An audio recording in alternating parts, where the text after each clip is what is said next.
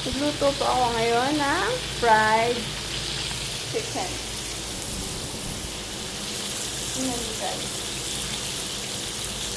Kung gusto niyo po malaman ng recipe ko, secret recipe ng fried chicken, just PM lang po sa akin or comment lang po kayo sa akin guys. Wala naman po kaming magagawang ulam sa araw-araw dito sa KSA guys. Puro manok, adobong manok, pritong manok, sinulang manok. Yan lang po magagawa namin dito guys. Yan po. Pag mag-brown na po siya, okay na po siya. Dito na po siya. Tingnan niyo guys. Oh, yummy chicken guys. Naito po ako sa kusina guys. Gamit ko po yung ordinary flour lang po guys para po sa fried chicken. At kung gusto nyo pong malaman kung ano pa po yung iba kong nilalagay, just PM and comment lang po.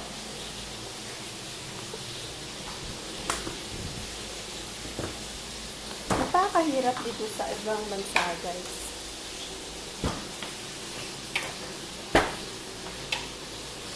Tignan niyo guys.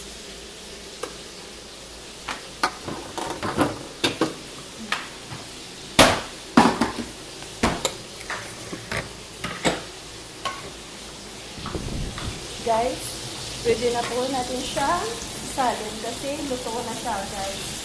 Brown na po siya. Lagay po natin siya sa termos.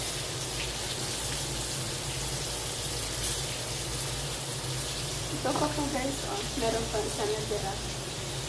Hindi pa siya okay. Wow!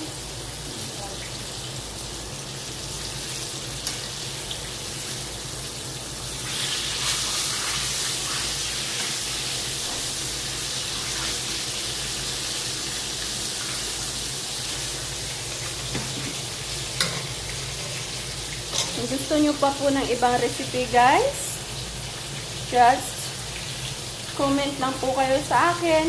Sasagutin ko po ang inyong mga katanungan.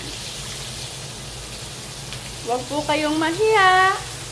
Just subscribe my YouTube channel, Lorben Soloras Vlog. Okay guys.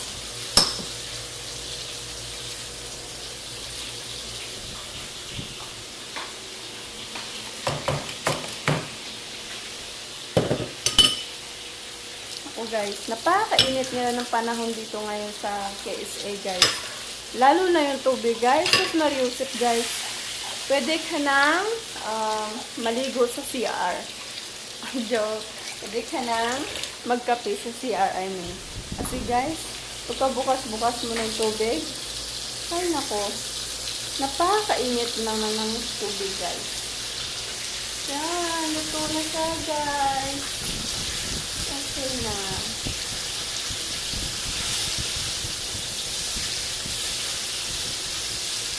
Tingnan nyo guys. My yummy fried chicken. Ordinary lang po siya guys. No need to put more ingredients para sa manok. Kasi kung madiskarte tayo guys, makakatipid tayo. Isa naman, bili kami ng bili, order ng order sa Brusted.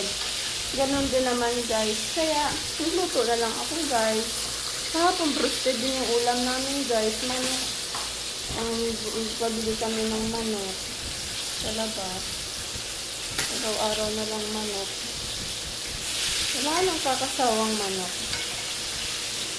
Sige guys.